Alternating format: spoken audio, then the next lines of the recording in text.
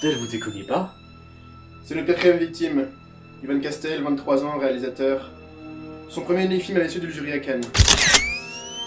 Un réalisateur, hein. Peut-être ce auto. Bah, dans la cuisine. Comment touche pas la victime? Ah, ça va, c'est bon, ça servira pas de toute façon. Hein. Ok, alors écoute-moi bien. On a tableau devant toi ici, mais là t'es sur une scène de meurtre, ok? Il y a des règles à respecter. Alors essaie de faire attention à... Commissaire? Vous êtes le commissaire Fred Artigan? Vous faites quoi ici? C'est une zone interdite, dégagez! Je m'appelle Céleste Batia, journaliste. J'aurais On besoin... n'a pas le temps pour ça, à circuler. Mais non, mais... Je sais pas comment tu peux pas crever devant sa fille, mais bon, tiens. Ok, donc là, je suis censé commercer, c'est ça? Ouais, tu pourras. Quand on aura commencé cet arrêt. En attendant, continue de ce film, ok? Chef. Et tu laisses ça. Putain, je sais même pas pourquoi j'ai pris ce boulot. Ah, techniquement, y a pas de boulot vu que t'es pas payé. La vanne, je te jure. C'est quoi, même pas, je peux même pas prendre les affaires du cadavre, c'est complètement stupide. Oh putain. Pourquoi c'est quand je parle de débile, tu te ramènes toujours toi? Mais le timing est une force majeure dans le monde du cinéma, tu le sais bien quand même. Non, sérieux, qu'est-ce que tu fous là, Karl? Bah écoute, quand j'ai entendu que mon ami depuis toujours Elio a été missionné par la police pour une enquête, je me suis quand même dit, bah attends Karl, je vais voir ce que mon meilleur ami a à me dire. Attends.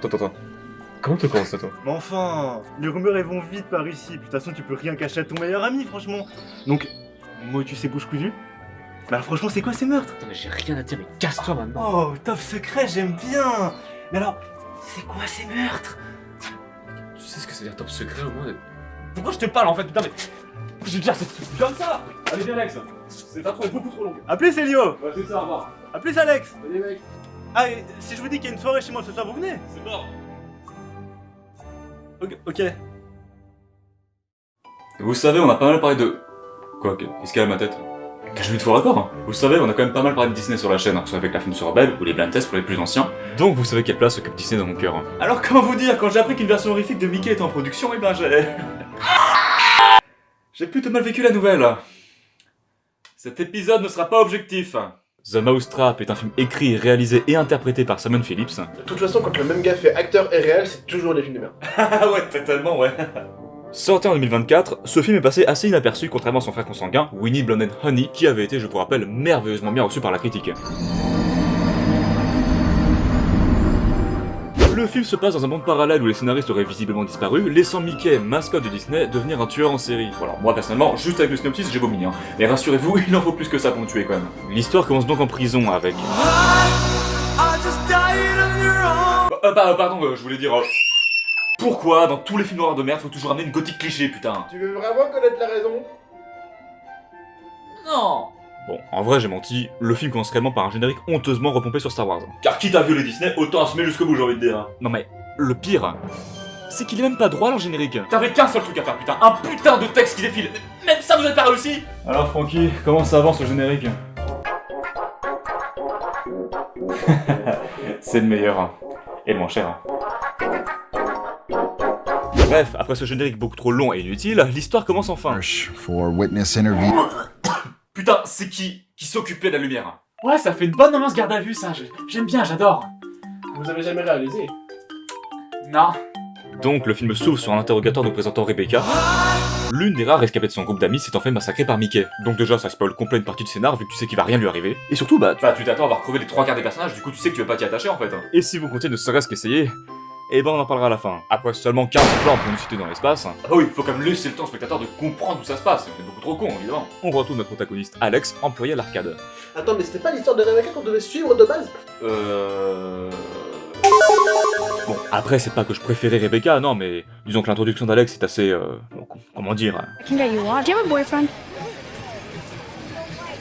No. Why do you want to be my boyfriend? No. Putain, elle s'est fait rejeter par Augustus Gloop. Allô? Quoi, un procès? Bah écoutez, lundi ça m'arrange pas trop. Après un rapide retour sur l'interrogatoire, on découvre un nouveau personnage, le patron de l'arcade qui n'est autre que notre cher réalisateur de ce film. Voilà, merci, bravo, accueillez-le comme il le faut, voilà. Enfin, merci, putain, enfin quelqu'un qui comprend qu'on peut mélanger alcool et travail. Alors, c'est juste un gros alcoolique comme toi en fait, hein. Alors, je veux bien être fan de Disney moi aussi, hein, et collectionner plein de trucs inutiles, hein. Genre ça ou ça. Mais là, faut aller se faire foutre. C'est immonde! Ah oui, et on a encore cette putain de lumière bleue. Oh, mais c'est expressionniste! Christophe, il s'y connaissait rien au cinéma, c'est tout. Oui, ça va de ça, et Friesland il a fait Camping 4. Hein. Alors que le patron de l'arcade se matait son petit Steamboat Willy avec sa vodka. Alors je juge pas du tout, moi je fais pareil. Hein. Quelque chose d'étrange vient alors titiller la narration. Et oui, j'ai dit titiller, je vous emmerde. You wanna see me?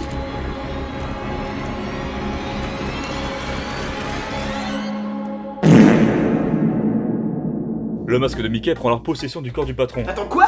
Et Alex se retrouve toute seule à garder la boutique.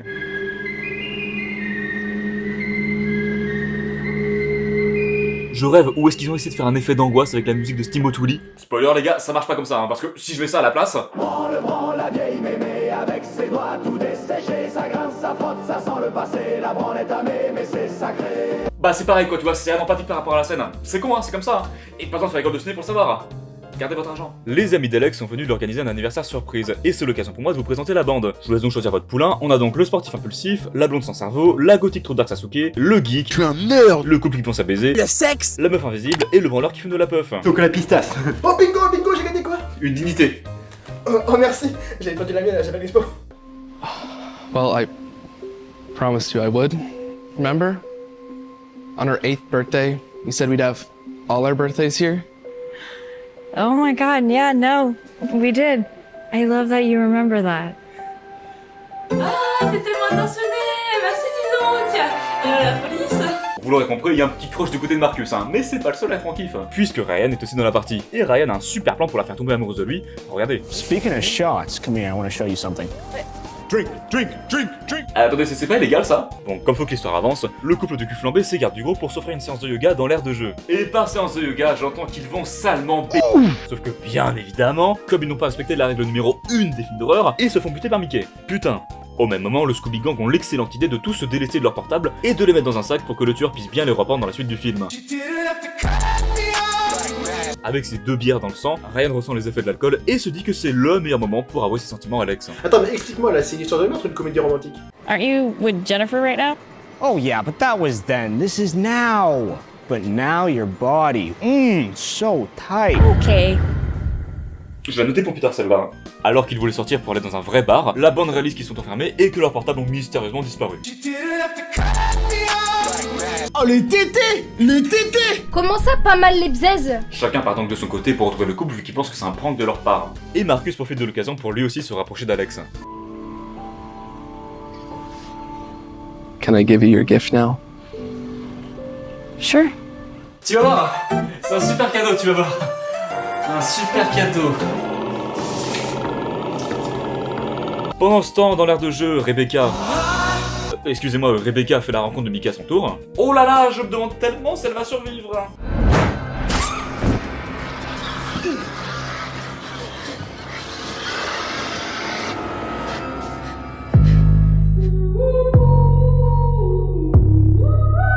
Toute l'équipe s'excuse de l'interruption soudaine de ce programme à cause de l'absence de logique de cette scène. Elio a dû quitter le plateau.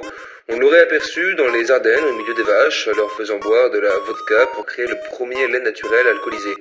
Alex a réussi à le ramener sur le tournage pour finir cet épisode, bien que son cerveau ne soit pas resté sans séquelles.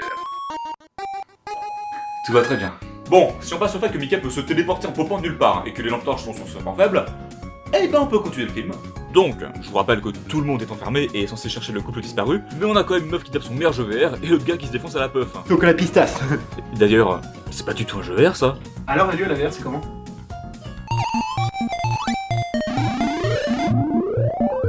C'est extrêmement décevant. Ah, et on peut enfin savoir c'est quoi le cadeau que Marcus voulait offrir à Alex. Allez vas-y, balance, montre-nous. Open.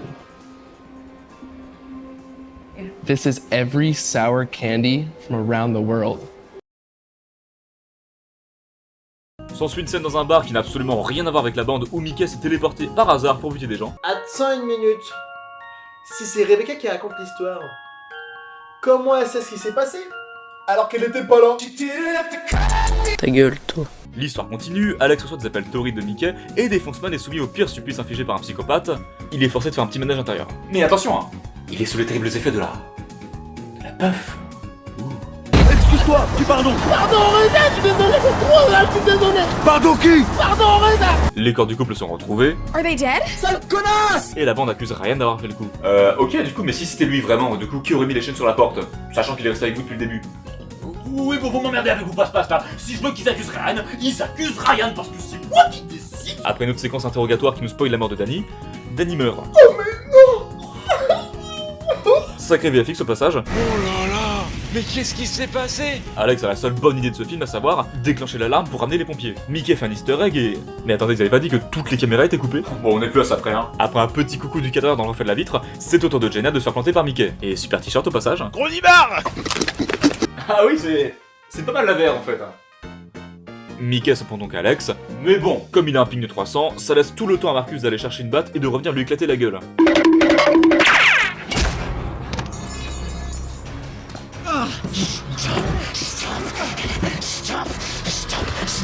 Allez, j'en ai assez lu, c'est l'heure de prendre le médicament. Alors, j'ai deux questions. Déjà, c'est quoi cette idée de Golemont? Ensuite, pourquoi tu te téléportes pas? Ah oui, et aussi, pourquoi ce film existe? Bon, ça va, vous avez qu'à les faire vous-même les films là, si vous êtes cracheux. Bon, finalement, si Mickey se téléporte, mais l'équipe connaît désormais son point faible. La lumière. Putain, mais Mickey en fait c'est un joueur de Fortnite. A game of cat and mouse. And the only way to win is to kill that goddamn mouse. Et dans la catégorie punchline qui pète et ultra badass, ne sont pas nommés. But we can put it somewhere out of reach. Oh l'assassin! Mais y a pas à faire de regard caméra comme ça. Putain, mais il est passé où le réal? Je suis un putain de geek, je suis un nerd! Nos amis mettent donc à exécution leur plan finement ciselé aux fines herbes, à savoir faire un cache-cache dans l'air de jeu et coincer Mickey avec de la lumière. You found me. But I guess that means I've also found you.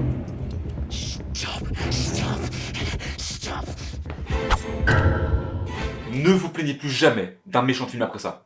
Enfin, sauf... Allez, ferme ta gueule! Grâce à leur plan astucieux, l'équipe parvient à immobiliser Mickey, à présent pris au piège, et qui peut toujours se téléporter. Et hop là, contre-nous! Changement de règle! Boum! Donc le tueur disparaît, ce qui signe, j'imagine, la fin de ce film de merde. Non, vous y croyez pas non plus, hein. Je te demande pardon? Allez, j'en ai marre. Donc, le gars peut spawn n'importe où, donc il aurait pu tuer Alex à n'importe quel moment du film, mais il pop comme ça, à la fin, fait une fatality face au Skyrim, puis il repart sans transition. Même dans Joséphine Ange Gardien, t'as plus d'efforts. Écoutez juste ce qu'il dit, le taré. I never got to ask her out. And he just cut her head off.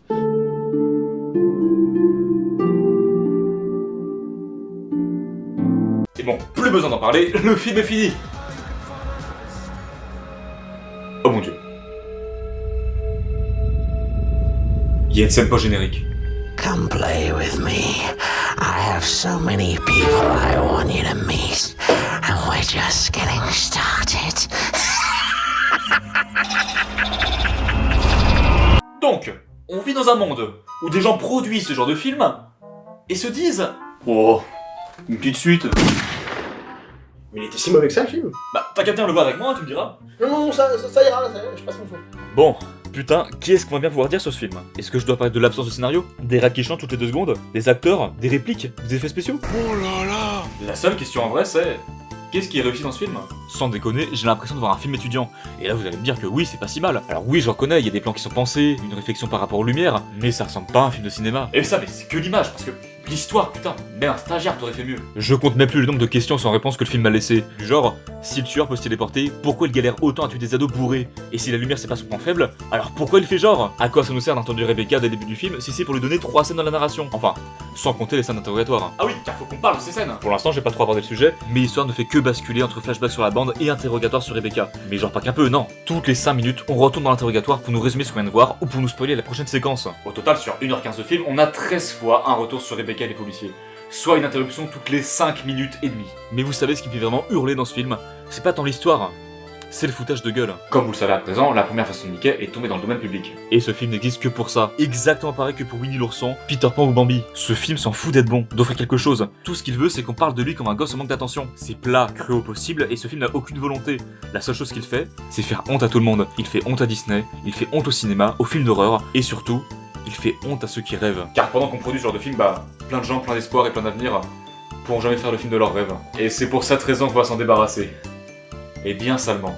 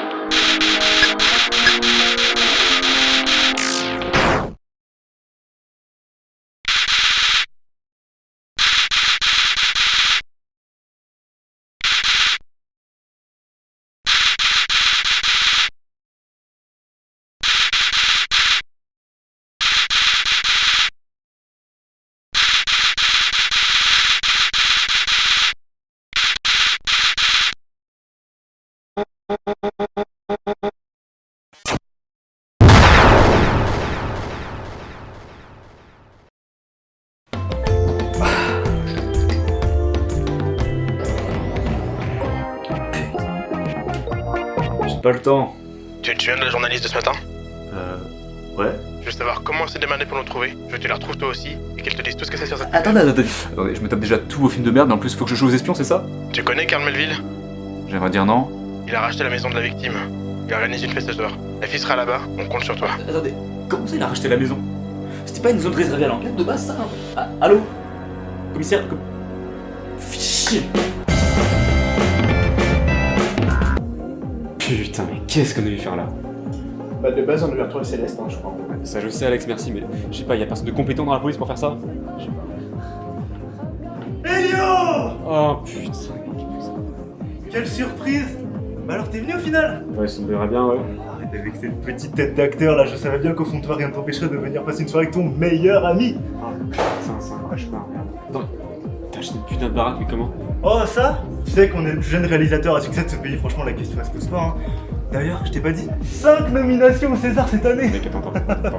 T'as acheté une putain de baraque en un jour? Oui, bon, on va dire j'ai un peu survolé la paperasse administrative, tout ça, et puis franchement, ce pauvre garçon il allait pas s'en servir de cette grande maison, c'était juste l'encombrer. Bon, du coup, oui, je l'ai acheté juste après t'avoir croisé. Mais d'ailleurs, j'ai oublié d'évacuer le corps. Je l'ai dans le placard.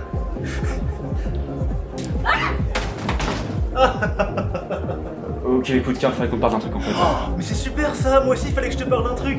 On se voit tout à l'heure pour en parler, mon pote. Nathan, mon meilleur ami! Je déteste ce mec, putain. Ah. Bon, moi je vais à l'étage. Là, je prends des bières, hein. Secret.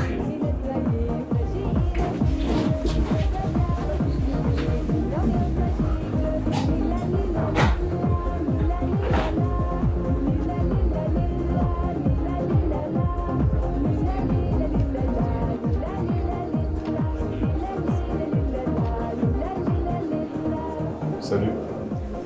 Salut. C'est là, c'est ça? Oui, c'est ça. Et toi, tu t'es lié avec les commissaires ce matin, c'est ça? T'es venu pour me poser des questions? J'ai pas joué au double jeu. Ouais. Je suis venu te poser des questions. Ok. Ok. Bah oui, ok. Pose-moi des questions. Tu veux pas les garder pour toi, tes infos? Non, justement. Je voulais rencontrer le commissaire pour lui transmettre ce que je savais en tant que journaliste indépendante. Journaliste indépendant? Oui. J'appartiens à aucune maison d'édition, je suis solo. C'est un peu ma manière à moi de faire la justice et de rétablir la vérité. Enfin, certains pensent que je devrais changer de métier, que je fonce dans le mur. Enfin, personne dit ça. Enfin, c'est juste mes parents.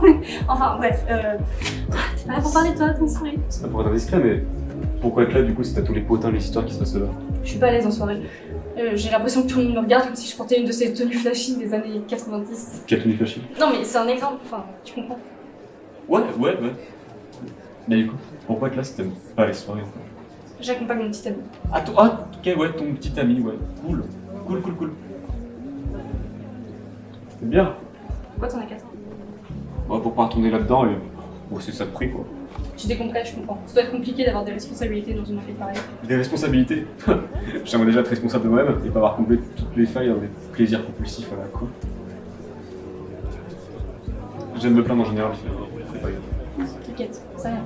Normalement, c'est moi qui crée les blancs dans la conversation et généralement, les gens partent pour jamais revenir.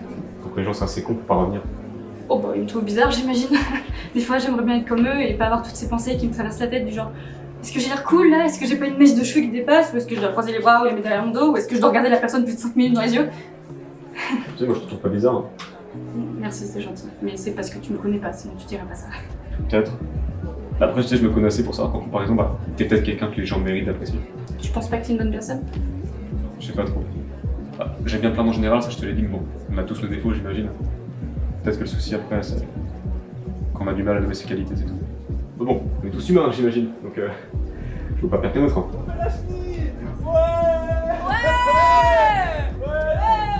Bah tiens, regarde lui par exemple. Tiens. Ouais, tu connais? Oui, ça semble si simple comme ça, là. Si évident, pas de remise en question, pas d'obstacle. C'est juste tout qui lui réussit. Mais il est si débile, il se rend même pas compte de son propre bonheur, c'est sûr. Qu'est-ce qui te rendrait heureux, toi? Je sais pas, si je savais, peut-être que ça aiderait. Peut-être pas. Même si tu sais pas ce qui te rend fier, tu peux mener une existence heureuse en profitant de l'instant présent. Si tu sais pas ce qui te rend heureux, tu vis l'instant présent et tu le sauras. C'est à toi de choisir de quelle manière tu vas être heureux. Voilà.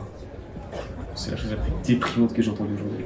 Elio! Oh, je retire ce que j'ai dit, putain. Tu te rappelles, fallait qu'on... Je viens de rencontrer ma super petite amie Céleste. Attends quoi? T'es bourré. Pas encore. C'est ton petit ami. Oui? Carmel, lui. Oui? Qui se trouve devant moi. Hello! Ça va pas? Je crois que je vais vomir. Tonight I got a color.